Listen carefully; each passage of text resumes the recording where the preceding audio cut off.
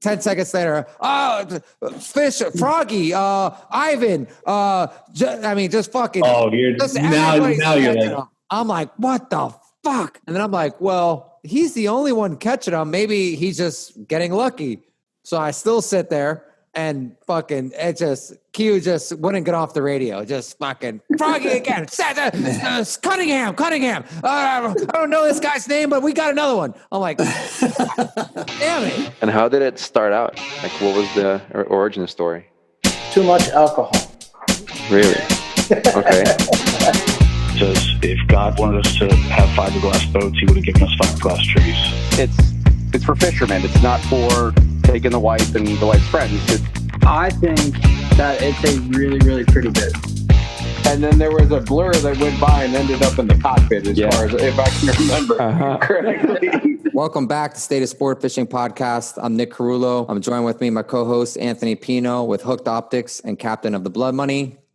Tonight, we have our part 2 with Captain Quinton Dieterle, Cutting Edge and Tender 1 captain and tournament winning Sailfish season, Burgundy jacket winner, hell of a season. Happy to have you back on, Cap. Thank you, brother. It's great to be here. Glad that I'm here for a reason. Finally reached our goal and glad to talk to you guys again. Yeah, man. It's I know. I think you probably spoke about it a little bit in the first one, and I mean, you fucking just absolutely had a hell of a season and the last tournament was just. Yeah, it was what we planned for.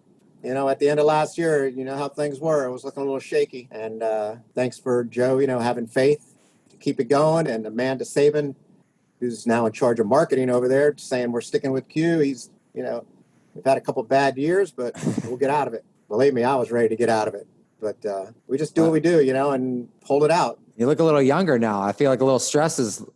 Oh, yeah, dude. It was like someone just dropped. It was like I had a semi on my back. Now I'm driving around with an ant on my shoulders, just feeling pretty good. I've always had that. I remember on the Get Lit when I took over that, they just won the World Sailfish. So I'm like, oh my God, I got to win that. So after that, I felt good for a few years, but then trying for this one has been so close so many times and just couldn't kind of get there, Was that a goal for the team, Quint, to just win the whole thing? Well, when we started this year, it was like, our focus was straight up, we're winning it. From the first hour of fishing on the first Operation Sailfish, it was like, hey, let's stay close. We're right. I mean, literally thinking about it. Yeah. And I think that's what Nick would say too. He's won it.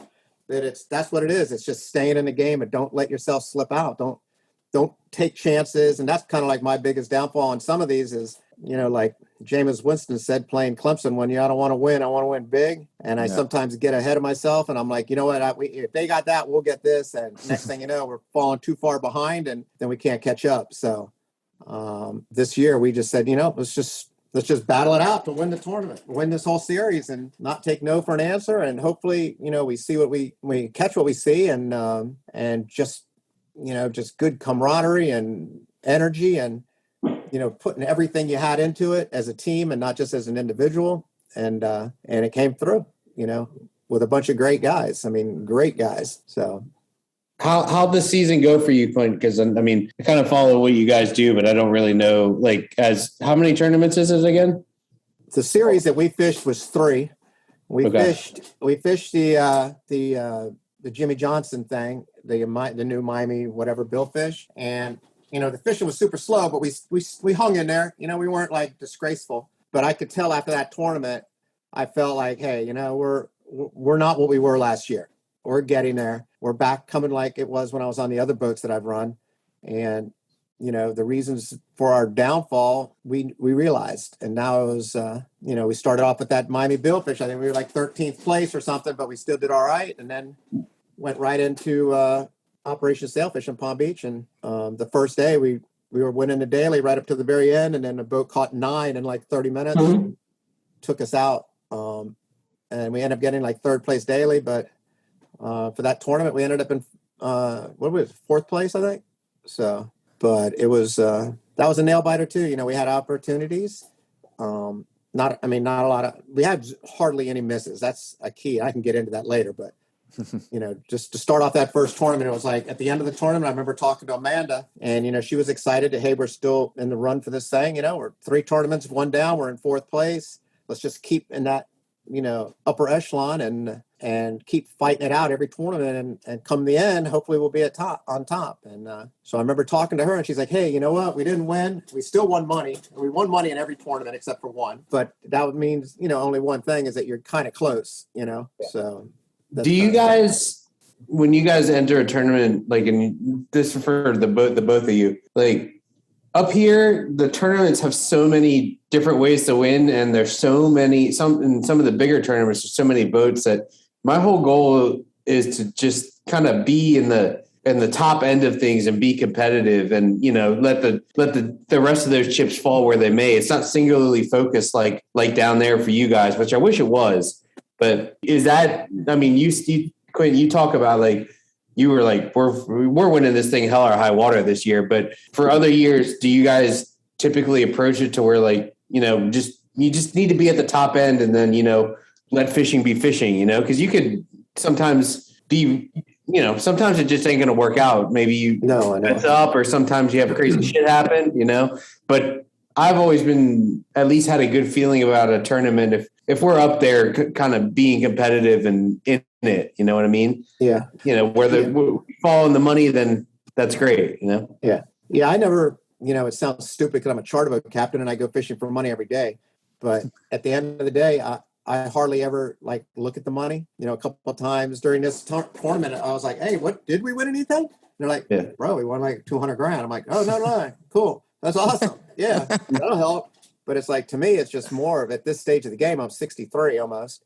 I'm just trying to just be the best that we can be, and like you said, let the chips fall. But I still think there's something, that you do sometimes that just is like, when you get the mojo going, you can't be stopped. And I think right from day one this time, it was like, we're not being stopped. I mean, I honestly don't feel like they can stop us. No one's going to stop us this year. And we got great guys fishing. I mean, we have a great team, but we also have a lot of competition. So when we put together this team, which I can tell you who was on it here in a few minutes, but when you put it together, it was a lot of the players that were on my old teams that we just came back and said, let's just do this. Let's just do it like we used to do it. Quit playing around. We're always like not half-assing it, but it wasn't, I could just tell there was never this feeling of like everybody's bought in. Yeah. I felt like this year, Urgency. we're bought in, bro. Yeah, we're bought in, and nobody's veering off. And it was funny, after the first tournament we fished, I don't know if you know Steve Cunningham. He used to, him and I used to fish back in the old days. He won the Miami Billfish on a 17 Mako with Brett Dudas. So he's like an old time fishing guy, but then he ran Contender with Joe for a long time. Then went to do a couple private boats. So he came back to Contender, and he said, hey, what do you think if I fish with you guys this year? And I'm thinking, man, we got a ton of guys. But yeah, why not? And then with COVID going on, you're thinking, hell, you could lose a guy at any time. So I'd rather have more than none or less, Yeah. So he came along, and after the first tournament, he goes, man, what is wrong with you? I'm like, why, dude? I mean, we're doing better than we did last year. He goes, I've never heard you ask anyone if they thought it was a good move that we're going to do. I'm like, well, what do you mean? He's like, no, you were like, what do you guys think if we run down to the light? I don't ever remember that. I just remember the boat hauling ass and us reeling stuff in. I'm like, okay. He goes, I want to fish with you, and Niebert hired you to run the boat. Why don't you just go back? Did you do that when you're on the Get Lit? I'm like, no, they all went inside and waited till I said lines in the water. He goes, well, pretend that's going on. Do me a favor and just do that. And I'm like, I just feel like I'm being not like fair to the team to let everybody know what's going on. He's like, no one gives a crap, man. Just go do what you do. That's what you're hired to do. You're not a mate. There is a big difference between, hey, we're moving, and what do you guys think about this? You can still let them know without asking. A lot of times I'd be like, hey, I think we need to get out of here. I'm not feeling this. I fished all week. What do you guys think? And then I even did it once after he told me that. But after that, I was like, hey, now I'm like, we're just going to go back to old school dudes. We're not going to win here. Let's go. And it's like, boom, the stuff is in the boat. And it used to be a thing with Cap when he worked with me on the Get Lit. And then he came back this year. I would go, I don't know, man. Lines would just start coming in. He just, I said something like, I don't know, or man, I'm not stuff was coming in. I didn't even I had to watch what I was saying just in case I said it without being ready to go. Yeah. Because that's how fast he'd be going. That's kind of how it went this year. And then we kind of went with that philosophy is let's just let Q screw it up or win it. And you guys do what you do down there and I'll do what I do. If you miss them, we're going to lose. If I don't find them, we're going to lose. And that's simply how it's going to be, you know, and it went just like that. And I got to tell you, I had a rundown that I'm going to read to you. It was kind of interesting. Okay, so Steve Cunningham is the man for kind of getting you back on track. Yeah. Yeah. And then I have, you know, Froggy and I, you know, we talk about stuff all the time and I give a lot of the credit to this team, to him, just because he was, whenever, you know, I would say, hey man, how's Joe taking it? He's like, hey, there's not much expectation right now. I got to be honest with you. There's not much expectation, but I have plenty of it. And I know that when it gets good, we'll be at the top. We just need a couple days of good fishing and we'll win. That's just how it is. We're struggling when there's nothing happening because we're pro offense. We're running it and stuff. We're not waiting and we don't wait well. So he said, I got all the faith in you, bro. You're going to do it. This year is going to be the year. If the fishing turns on, we're going to win stuff. Do you feel like you change your style when like, you know, you talk about, you know, we all fish tournaments where we kind of don't like the fishing slow and like, you got to be like, I mean, you know, there's a certain level of like normal fishing that you're like, if this isn't where I need to be, let's move. And I'm very much that way. And I think a lot of, you know, a lot of good guys are, but there is a certain element of patience that you might need for slow fishing that, you know, sometimes I certainly do not have. Oh, I don't either. That's my problem. When the fishing stinks, then I stink because I can't sit. I have to figure like, hey, I've been doing this for 40 years. I know there's got to be something better than this. You know, this can't be the best we have right here. So like when we built up the team, I was just going to tell you who was on it because I don't know if you all know him, but my mate Lucas, he works with me on the cutting edge. So when I brought him on the team, I'm like, here goes a guy that's fished with me for the last 2 years, has never said no. If I say we need to feed the bait today on a Sunday at noon, he'll go to the boat and feed the bait. Just like that kind of dedication. If you're out there fishing and you say, hey, man, we need to find free jumpers, the first guy I'm going to look is going to be standing on the bow with binoculars looking for free jumpers. So I give him credit. And then our next guy is who I mentioned before, Steve Cunningham, who jumped on the boat as an angler. And I think the entire season missed 3 fish, the whole season. Wow. And then we had Ivan.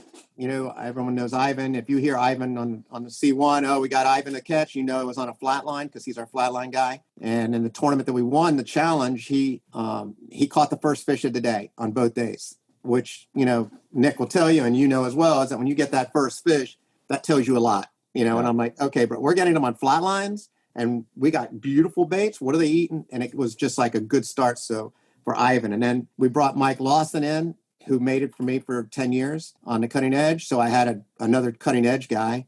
And then, you know, Cap Hinckley, of course, he's done great on his own and he's done great with me on the Get Lit. And he was amazing. And then we brought the manager of Contender over, Kenny, and he just brought that kind of focus that him and Steve Cunningham had on that left side where it was like you were in Guatemala fishing or Dominican. He was holding the rod the whole day and never taking his eye off it. And hey, Q, real quiet and soft. Hey, Q, I think I got something going on. And I look out, yeah, you do have something going on. And I think he missed maybe 1 or 2 fish the whole entire year, the whole season. So, and then I mentioned Froggy, and this is the clincher because Froggy probably working the right side long.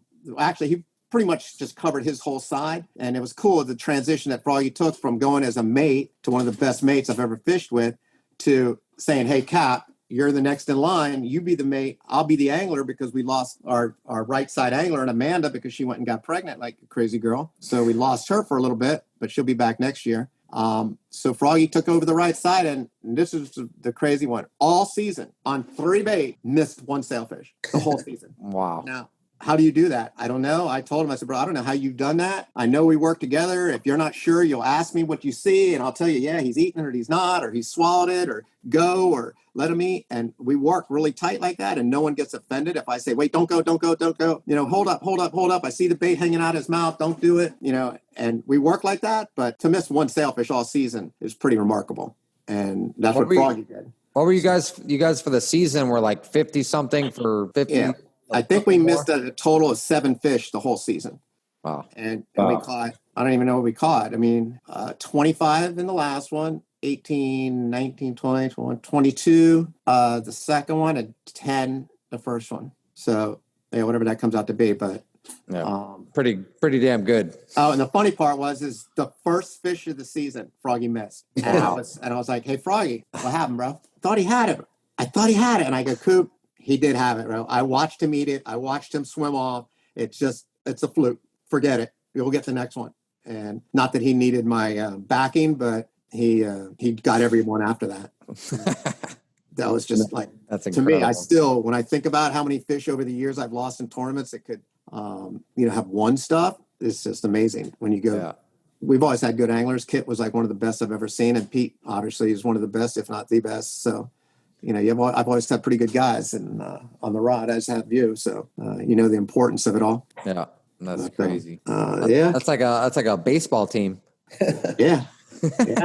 It was like our team was so dialed in, and everybody this is another kind of dedication that we had on the team. Is Steve Cunningham lives in Fort Pierce, and I said, hey, Steve, he called me, which this never happens. Hey, what are we doing for bait? I'm like, well, I don't want to bother you, bro, but the bait boat's out, so I'm trying just to round up a bunch of people here to jump on the cutting edge. I didn't book anything for whatever day, and we're just going to go with all 3 or 4 big pens, wells on the back of the boat, and go load up for the whole tournament, like 2 weeks ahead of time. And he drove 3 times from Fort Pierce to fish for 1 day and drive back home. I'll be there. I go, no, man, I got enough guys. I'll be there. And 2 of the mornings we got done at like 8:30 in the morning, and he helps dip. And by 11, he's already on his way back. But it was just, when you had that kind of like participation, it was going to be good. So, but we had exciting stuff, man. We just like, when people want to hear the exciting moments, I remember in a tournament that you ended up winning, next to us, we were flying a kite over your boat, and I'm like, I think he's going to win this whole thing if we let him get another sail. And then you caught another sail 2 years ago, whatever, right off the Sir Scott. Yeah. And, we flew the kites right over your boat and landed it, trying to catch one more than you. Yeah, I remember. And, but we just had like that kind of exciting stuff, happen. It was. When up here, if you did something like that, there would be like a fight, but people like down there, that's just normal. Like if you cut somebody off here, you're going to get yelled at. Maybe I get yelled at because I'm just young. I mean, like that just is normal. I think that's so cool that everybody is just like, that's how competitive it is, and everybody accepts it as it is. And then nobody really gets that bothered by it, No, it really is. And to me, it's almost like I remember Joe Niebuhr did it to me in the Miami Billfish 20 years ago. And I still, to this day, we smirk and laugh at it, because when he did it, I remember seeing the bait go right over my head, and I looked at him, and he's driving his boat, and he's like, yeah, you cut in front of me, that's what you get. And I still joke with him about it, but it was a perfect maneuver. I mean, he did a perfect raise over and drop, and I'm like, that was impressive. I like that, bro. That's the kind of stuff I respect you for. Do that again, I'll be fine with it. And so I had to do it to Nick, because he parked in front of me, and I'm like, oh man, I'm not going to let him get the front with only a minute to go. And then he ended up winning. We didn't get another bite, but I was like, hey, bro, that was, he did some good stuff. He made some cool moves. He deserves it. And it's funny, like, and with your, like what you said, Anthony, like, I think some people, obviously, and I know Q's probably agrees with me, is there's some people that do it to each other, and it basically causes a fight. And if there's probably certain people that do it to me that it probably pisses me off. But when, like, if me and Q do it to each other, it's fine. Yeah. It's just like we have a common respect for each other. And like but I know that he is trying everything in his power to win the tournament and catch a fish. And as am I. And I think there's probably other people out there that just do it to be a dick, and not that they're like trying to make that move. You know what I'm saying? Yeah, it's just like they're just going to jump ahead of you just to jump ahead of you. Like if Q does it, like me and Q have done it to each other a million times, and never once I'm like, oh, fuck this guy. Like it's always just like, I'm like, all right, I have to wait this one out. Yeah. I'm the guy that sits in the tower, and I see it. I'm like, that was good, boy. That was impressive. I can get you. I'll pull one off better than that. I got one in the pocket for you. So it's like that kind of stuff is just what, and that's the kind of stuff too. In all honesty, when you were talking like, oh, you just want to stay close, and if you want a good story, I could tell you a story that's just like it was just like one story. Yeah. So after the day of the challenge, first day, it was just like we knew. I swear, you know how you've driven a boat and you fish tournaments and you've done the whole thing, right? And you just know when all of a sudden you feel like we got this. There's nobody going to stop us. And I kind of felt like that all day long because we saw a free jumper. I was on the counties and we saw a free jumper off Emerald. And Mike Lawson saw it on the left side. And he's like, dude, I just saw a free jumper. I swear I barely saw him. He was at least a half a mile inside to the southwest of us. And I just was like, okay, southwest of us, was it towards that house or was it towards the Cape? And he's like, it was towards the house, maybe 2 fingers. And it looked like it was in the green water. I'm like, all right, bro. I'm on it. And we took off and we ran. And as I got closer and closer, I could see that what that fish was probably on. It was like a dirty green edge, like in 50 feet of water. And he's like, I think he's here. And I go, yeah, but you got to give it more time. That fish is probably trucking in here. That's why he's in here. So I ran like another, 300 yards, plopped him up, got out the right side. Woof. I'm like, I told you, let's go. They're not going to be, we gave it like 5 more minutes. I'm like, all right, nothing else. Let's go down this edge, look for a free jumper. We run a quarter mile, boom, there's a free jumper in that dirty edge. We set it up, catch him. Then we put him out there. Maybe there's just more coming through. We sit for like 30 minutes, nothing, and we're aggressive. So we ended up when we were at, we were at 15 fish, and there was like 5 minutes left, and we were winning the daily. And Amanda, and I don't usually do any talking or texting that much on the phone during the day, so all of a sudden I keep getting these texts. I'm like, what's going on? So Amanda texted me, you guys got it. And I'm like, all right, bro, all right, keep going, guys, because I'm not looking at the scoreboard. I knew we were close. And then she texted back, and I hear beep. I'm like, oh, what? And I look, and she says, don't worry about it. They're not in that Calcutta. So obviously I knew someone just went ahead of us. And I'm like, well, I'm not playing that game, bro. We got 4 minutes left. So we take off, and I tell everyone, get on the north side of the boat. Everyone on the north side of the boat. Everyone just span out and look. You don't even just put one guy on each rod. Let's look for free jumpers. We got to find a free jumper, man. They're all on free jumpers. It's like 4 minutes left, and we're all looking. I'm in the tower. I got the binoculars going, and Lucas goes, I just saw a splash like 350 yards right towards that freighter. I'm like, I go, it doesn't even matter if you're sure. Raise them up. They're like, reel them in or raise them up. I'm like, we don't have time to reel them in and get them back out. Just raise them up. So it was like an east wind. So I'm trucking to the north. It was flying. Everything's perfect. Blah, blah, blah. They're in the air, and these guys don't play around, so everything's perfect. And I go, I got to think that's where he is. The current's hauling ass. I'm going to start a little bit to the south, and I'll give us like 4 or 5 minutes. Ready? All right, plop them down. Woo. Boat stops. I throw it in reverse, stop the momentum. We lower everything in the water. We're all looking. I'm like, oh, shit. There he is in the right hole. He's on the right hole. Oh, shit. There's one in the right middle. Left. And we end up having a triple on. I'm like, oh my God. So if the guy did get one, we just caught the one to tie. We just got the one to go ahead. And then we got another one for insurance. So Amanda texts me, way to go. Nice fight. After we released the first one. And I just text real quick, fuck that shit. We got a double on. She's like, oh my God. And we end up fighting the fish. And now we're like, one screaming offshore, one screaming to the west. I'm calling Louie, I'm calling Jimbo, I'm calling Bill in office because they're all ready to go in, and I'm right in front of the cut. I'm like, oh my God, bro, they're going to run us over on the way home. So I'm calling people on the phone, hey, go towards the range marker, head towards the diamond. Don't go straight towards the sea buoy. And then I'm like, hey, bro, do we just catch the easy one here and we'll win the daily, or do we go for the gusto and try to get both of them? Because really the second one doesn't do anything for us today, but it might help us tomorrow. So they're like, hey, bro, we never back away from crap. Let's go. And we end up fighting one, and then we literally fought the other one for 35 more minutes. He was like to the end of the spool offshore, and we caught him. So it was like, oh, my God, give me a goddamn bear. And off we went home and won the daily by What tournament was that? Sailfish Challenge. The one we won. The second one. With the humongous boundaries and stuff. But then the next day, remember, it all died off, and we ran to the south. We only caught 4, but at noon we were fighting for the daily, and it was just like a little flurry at the very end where a couple guys caught some fish, but it was not like it was the first day. And then and that was just like the highlight of the tournament there, winning that. And then I'm like, man, we got a 4th and a 1st.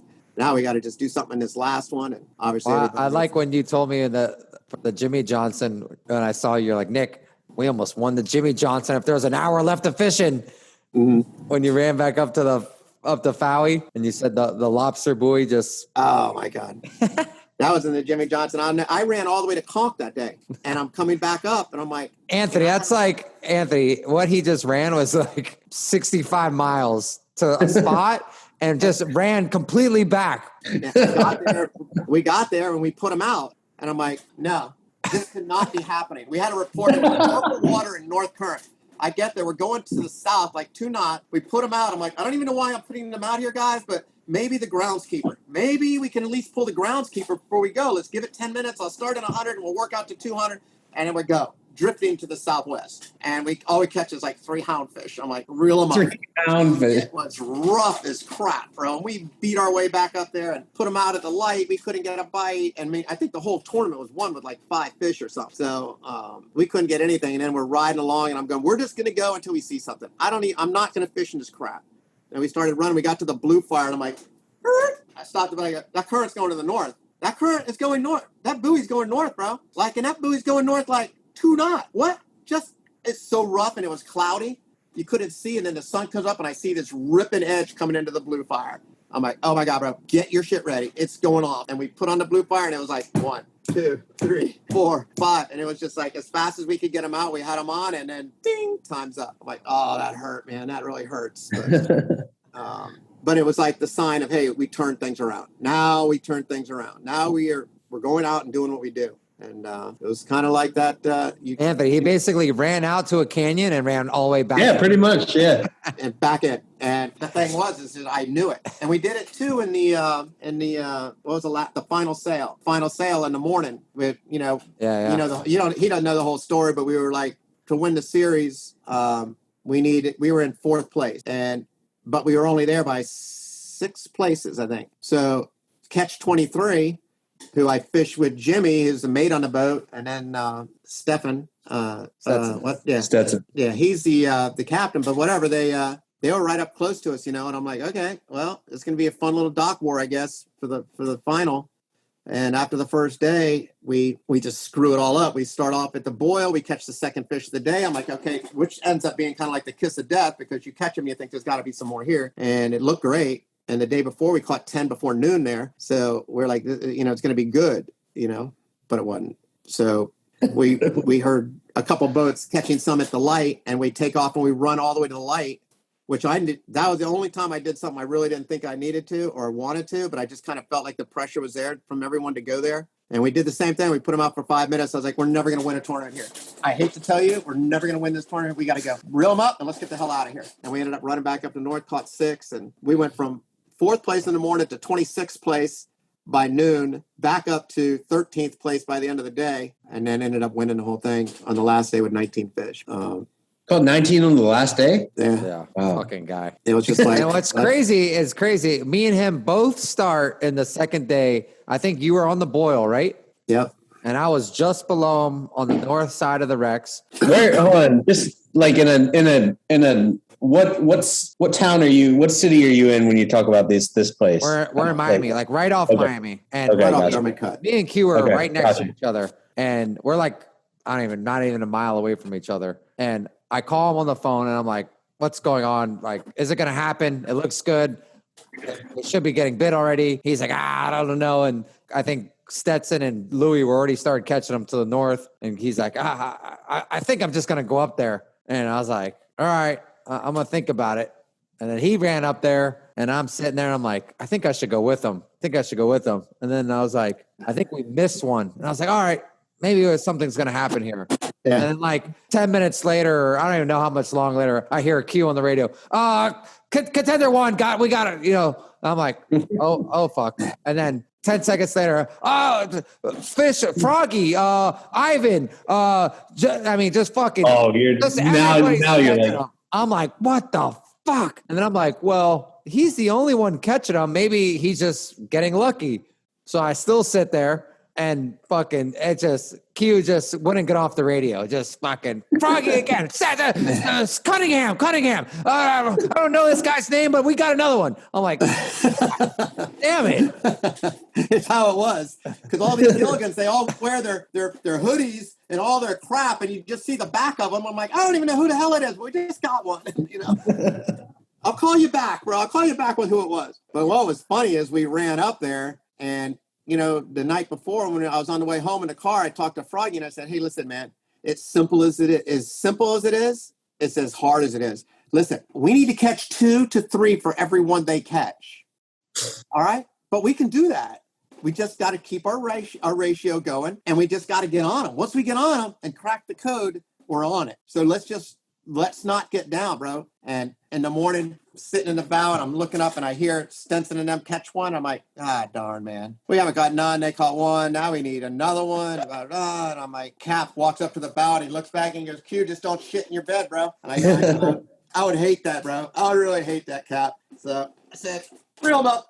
We're out of here. And that's when I talked to Nick, and I ran to the north, and then I go by Stenson on that Catch 23 Mike Jordan's boat. And I'm like, oh, they're catching them, but they're not on anything. I know every wreck in that area they're at. They're not on a wreck, and they're not on an edge. They're just in some blue water with a little north current. And I go. So does that mean what's that mean? Like they're there, if they're not on anything, and they're catching them. They're there, but it's not like I'm going to win there.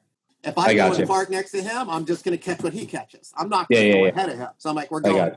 So I go by him, and then I see Louie on the Sandman. I go, same thing, man. It looks good, but there's no edge, and they're not on a wreck. They're just sitting out in front of Holliver. Maybe they're off that little wreck site there, but, I mean, I've never caught more than one or two there. And coincidentally, that's what he had. So I'm like, okay, so he got the groundskeeper. Let's keep going. So I run up, and I run up, and I run up, and I see two birds picking. I'm like, God damn, bro, I could have sworn I saw something there. I said, let's go back up on that and set them up. And here's this little trickle edge coming in like 50 feet of water. And I put them up. We get them all out. And Kenny goes, I think I got a bonita on the left shore. I go, bro, ain't no bonita. It's a sail on that run. Bammer, you're on the left shore. On the left middle. Who's got that left long? There's one on that. And take over on that right middle. There's one on every single line, man. It was a total cover-up.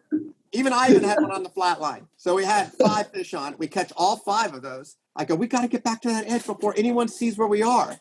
So we catch it, we just take off and run back there. We get back on it again. As soon as we put them out, pow, pow, catch a double. I'm like, okay, we got it. The code has been cracked. Let's go. And boats come in on us. I go, let's just jump north and try to hit another one of these edges that come into shallow on that. There's like a reefy area up there. So we get up there, and it was just from the rest of the day, it was just like 1, 2, 1, 2, all the way to Lauderdale. Banger.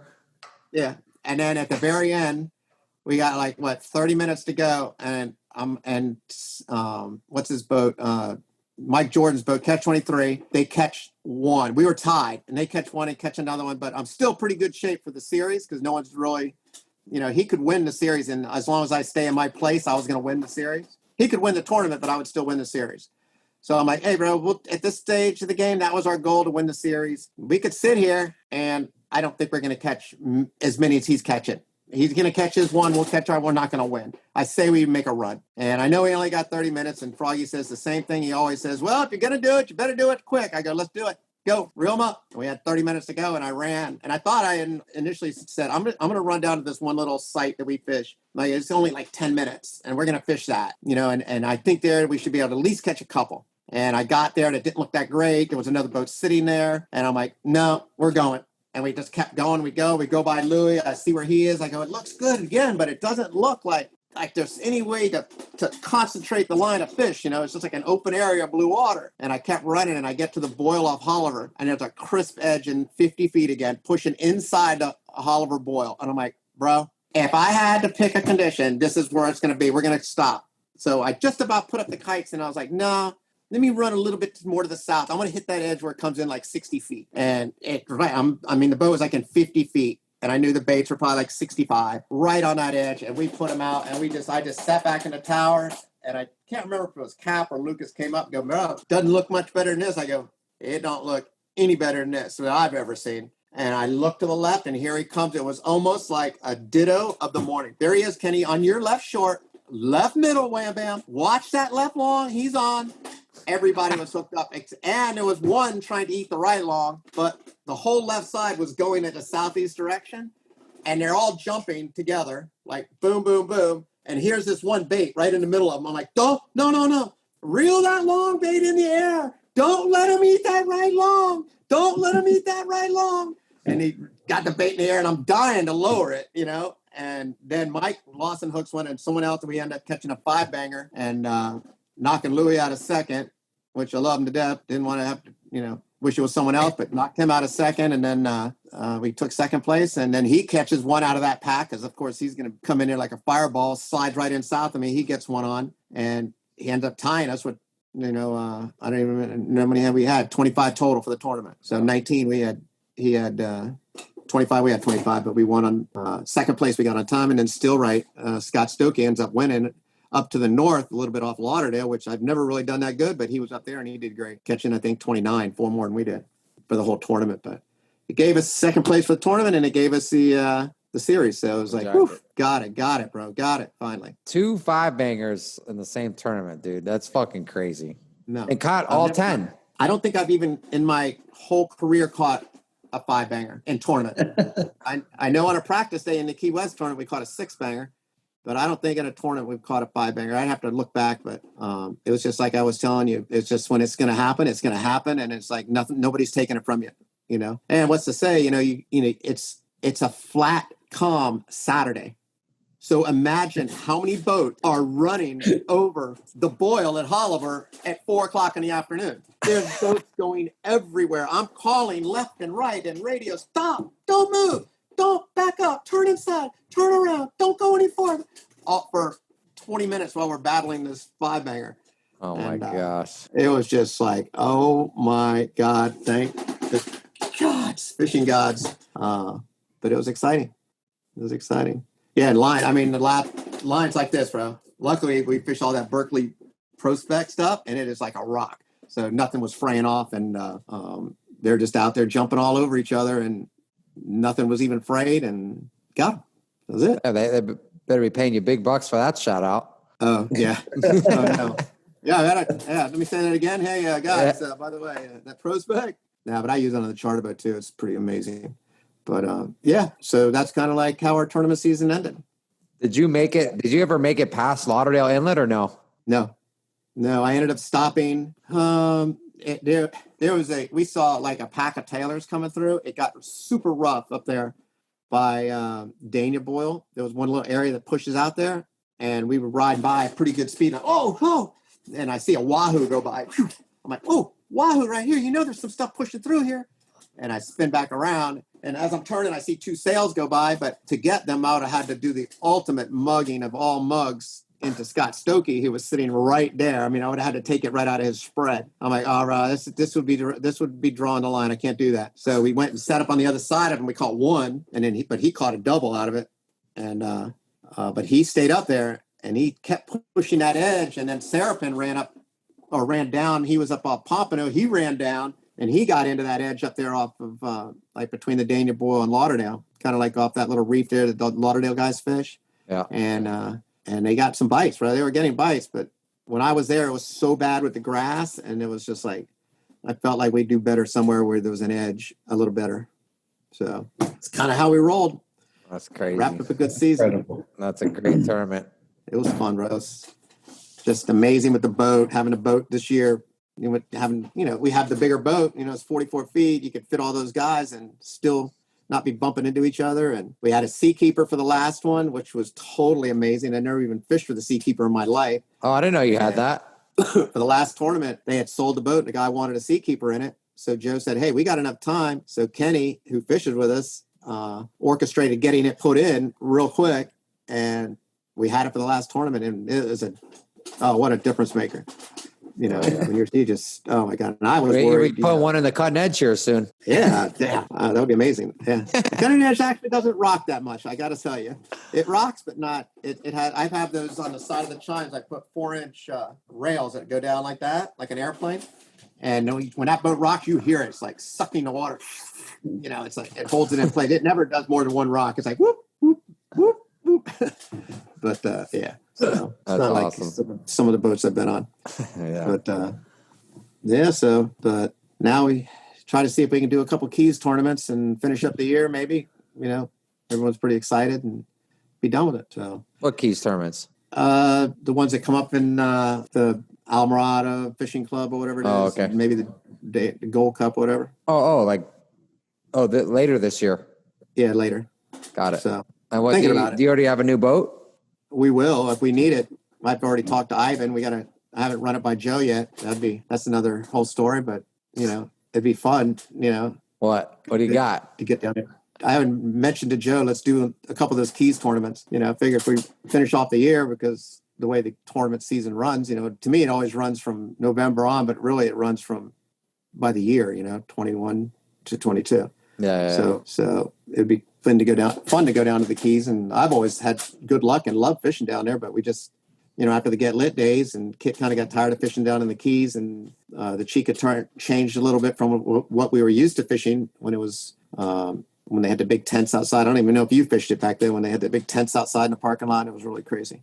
Yeah. It was a lot of, but when they changed that, we stopped doing it, and I haven't done it since. And then the Key West is probably the last time I fished a Keys tournament when they for the final sale down there. When I think the last one, didn't Art Sapp win the last one down there? Pretty sure he did. Yep. On a Merit boat he was running. He was right next to me. I know we got second, so I'm pretty sure he won it. I think what I thought he ran the bar south for the tournament. Oh, is that what it was? Yeah. I think you're right.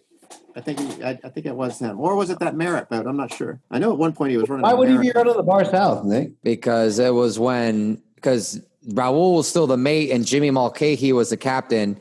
Oh, I got you. Jimmy Mulcahy, I guess, quit or whatever happened right before Key West, and then I guess they asked Art to run the boat for Key West. Gotcha. That is one tournament. That was a long time ago then.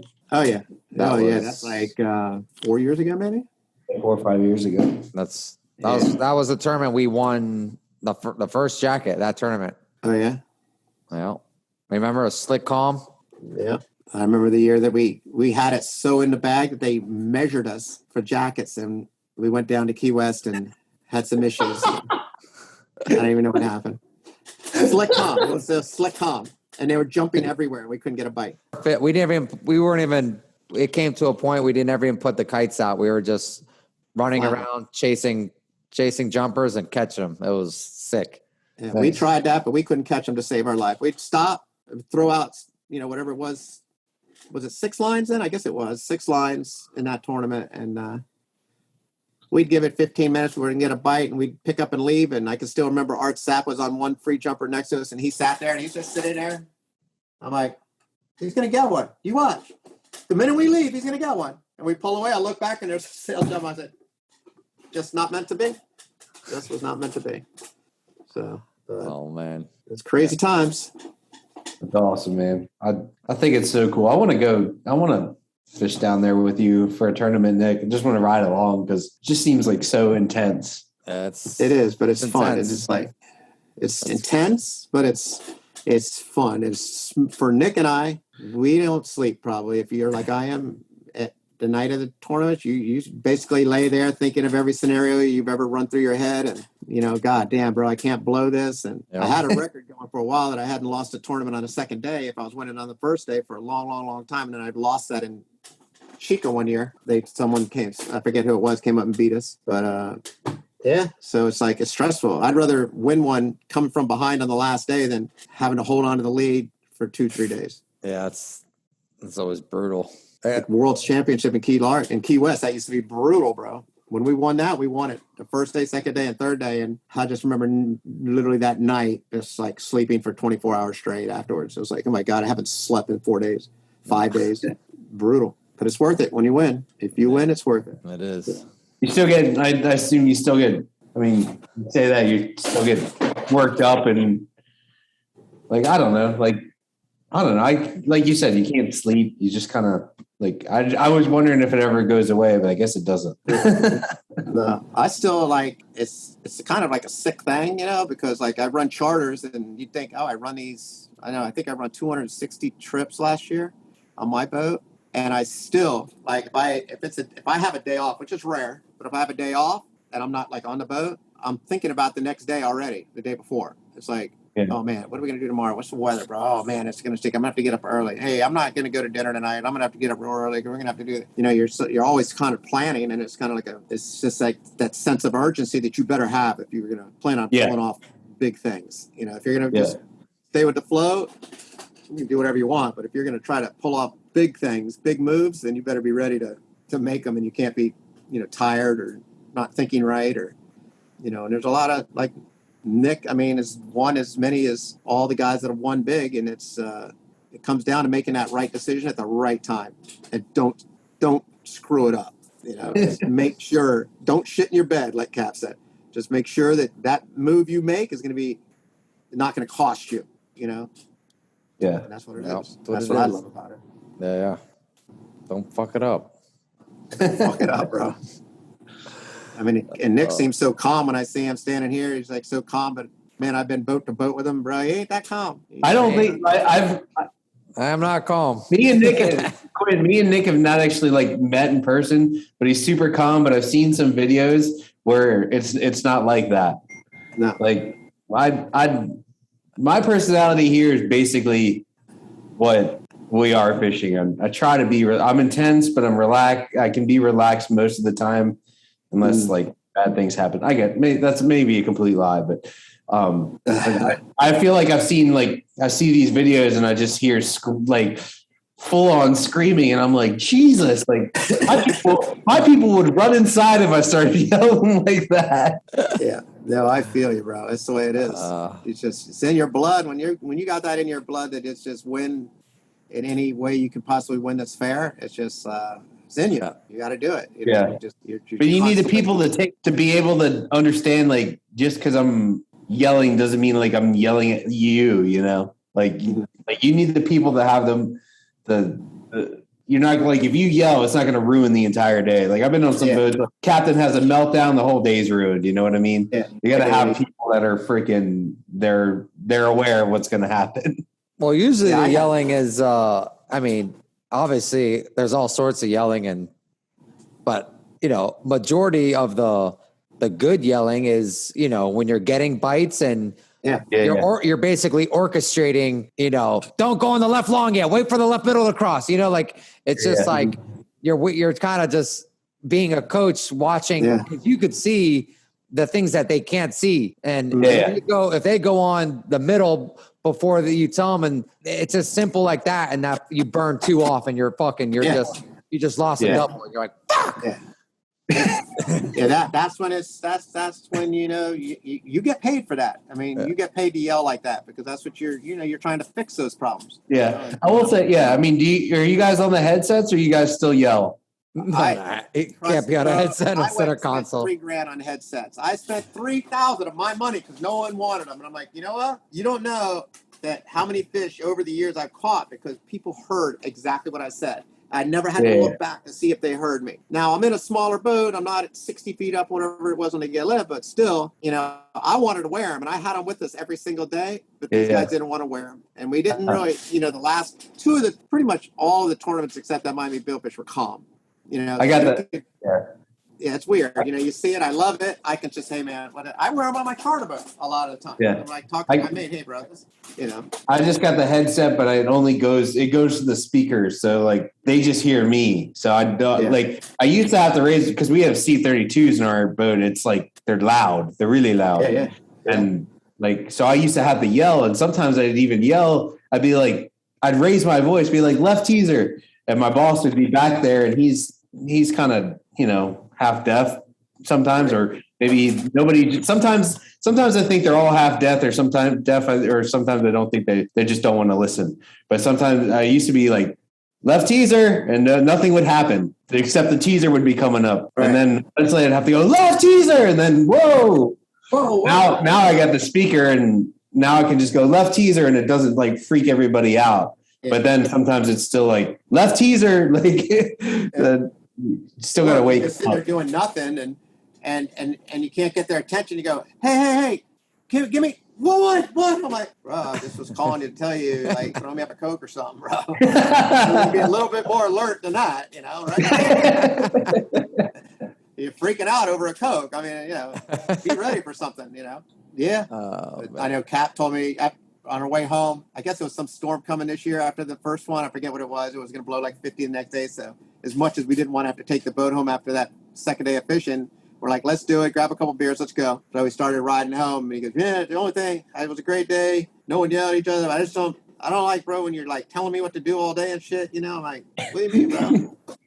He goes, hey, move that kite. Raise that bridle. I go, hey, listen, for you came here out of height just when you graduated college, bro, a little 125-pounder. Now you're a 225-pounder. You're grown up. You're a grown-ass man. But you know what? What I do every day hasn't changed from the day you came here. I teach people on my boat what to do. And I don't have guys that have been with me for 15 years. So that's just my lingo day in and day out, and it's not directed at you. It's just coming out of my mouth like water. In that case, okay, we're good. Give him a beer. I'm like, all right, we're good. But Who was that, Cap? Yeah, he's like, bro, I don't like that shit. Hey, put the kite up, move that thing up. I'm like, well, bro, I'm not really saying it to you. I'm just kind of saying it, dude. It's kind of what I do, He's like, yeah, you're right. All right, get him up here. He wasn't like mad. He was just kind of joking around, but it was like, I knew what he was getting at. Yeah. So you have to kind of, when you're fishing with good guys and, that know what's going on, and I don't have to baby them and walk them through everything. It makes it nice, dude. And that they're going to be able to pull off the moves that you're going to make, like we talked about earlier, when you're flying kites over or running down the edge at 40 miles an hour, baits up, because the guys can handle it. That makes a huge difference. Yeah. He can do that. He can definitely do that. Yeah. All those guys. Mike worked with me forever. Lucas, Capt, Froggy. It's great. Pretty badass, sir. It's all fun, bro. It's like my mate and I say at the end of every day, it's a shitload of work, bro. It's a shitload of fun. Yeah. That's right. Shitload of work, but a shitload of fun. That's right. I meant to that. Oh, man. Well, what's your next move? Back over to the Long Island? Well, I just brought the boat home. I got a few things taken care of, and then, we're going to head down to Long Island. Supposed to be there now. I was there. Today was a slicker, and my buddies down there now. They're having really good fishing right now, so I'm really? Dying to get down there. Yeah. Froggy's in Sansao, and he's caught a couple really nice slob, but the fishing hasn't been red hot, but coming up on the moon, he's hoping it's going to get better. And but the ones he's seeing are some nice ones, So I know between long and crooked, man, a lot of those boats seeing 2 to 3 fish a day. Some 4. Wow, been like that for a while. It was like that when I went through there. Yeah, it's still on fire. It's crazy. Tunas you were catching there? What's that? I don't know if I've ever seen tuna. You said you were getting tunas in that area, or no? Just blues? They're catching tunas down there right now. No way. Really big ones too. I mean, most of them get shark, but he sent me pictures of some heads that were heads of probably 80, 90 pound fish. Wow. That's nice. Yeah, I love doing that. Yeah, it's nice when you're marlin fishing, you get a little tuna action in between to break it up a little bit. Yeah. That area just looks so alive. Whenever I would go to Dominican, taking a get lit down there, I was always like, God darn, man, if I could just fish for a couple months a year out of this place. Look at this thing. Birds. And one day we saw like 5 free jumpers just between Long Island and just passing, Crooked. It was just like, what was that, a sail? I don't know, but it was a free jumper. Yeah, what was it? You don't know what they all are because you see them so far off in the distance when it's calm, but when it gets rough there, it gets rough. And man, you just got to know, if you ever fish when it was like that gnarly rough sea, you just think you'd get tons of bites. So I don't think you'd want to be in Crooked Marina when it's rough. Holy moly. That? Oh, the surge is unbelievable. Really? I mean, it was, we broke a couple dock lines. I left a polyball there for an A6 for there because they popped 4 polyballs one night. It was really, yeah. I almost stayed there one night. We were thinking about going in there. We're like, oh, bro, we can't make it. We got to stop. And when we aborted mission, ran back to Long Island, it was blowing like 30, and it was just everything in our boat was getting destroyed. All the coolers we had freezers in the cockpit underwater. I'm like, oh my God, this is a disaster. We got to get home. We got to get back to Long Island and wait it out. So we did. And it was amazing. It took us like 5 hours to get to where we were. It took us like 45 minutes to get home back to Long Island. It was like we were going like 2 miles an hour. I left Long Island to go to Turks like that, and it was like not that bad, but it was like we were sitting there and we were like, "What are we gonna do all day?" And then we were like, "Oh, let's go to Turks." We made it like 15 miles, and I'm like, "Jesus Christ, this is a bad mistake, bad move." It was the whole like because it's not that far. What's it like 150 miles or something like that? Yeah. And I was like, "Oh." That's 150 miles. How bad could it be? Well, it could be fucking shitty. Yeah, it could be pretty bad. It is shitty, bro. That's a nasty. That area too, off a little bit north of Long Island, when you come around through like by Emerald and you take that turn. God damn, we had some rough water there. Yeah, a lot of current right there. Oh, bro, brutal. Even a cargo ships look like they're like the SS Minnow. You're like, damn, look at that cargo ship. It's like sink, crazy stuff. Yeah. Hopefully soon. Anthony, when do you start fishing? And we're sanded teak all day today. We got a couple more days of boat work, and I think our first day is going to be on Sunday. There you go. Some decent yellowfin fishing going on here, and not great. Like the best boat catch a dozen. Not bad at all. No, and then there's already been a couple of whites seen. So the first white marlin out of Ocean City for the season is always like a big deal, and they've already caught a couple. So I'm just happy we have some water around, because a month ago, if you told me we were going to have water around, I'd be like, we might as well not even go home. So I'm happy. You guys got a lot of grass up there?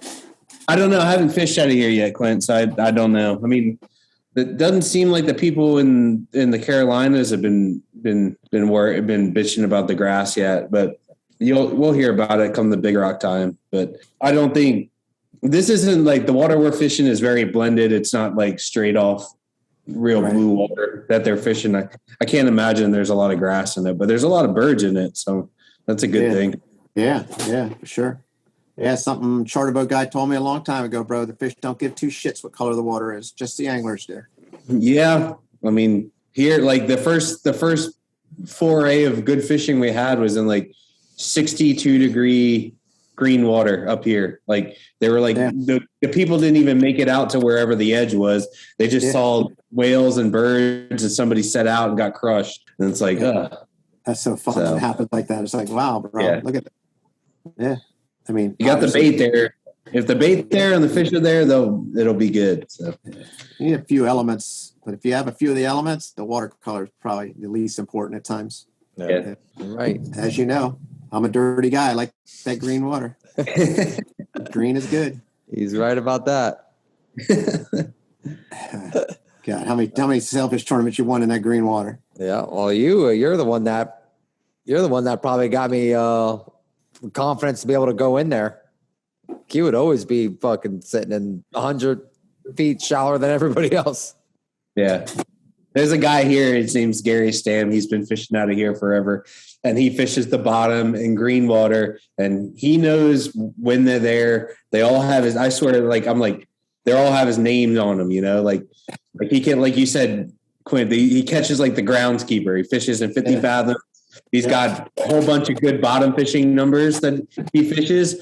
And, if you're going to get in there and fish with him and if there's not a lot of fish there, you might be watching the show all day. That's why I don't go in there. I'm scared of getting embarrassed that bad. Yeah, I know. It's like, I think I'll just stay out here. I'll see his Instagram later. I don't need to see That's fishing, though. Yeah, man. That's for sure. It's good stuff. Good stuff. Well, we'll look forward to a part 3 on the future. Yeah, man. We need to have him on like every couple months because the stories are just too good. Yeah. So Nick, we've had my girlfriend got 2 kittens the other day.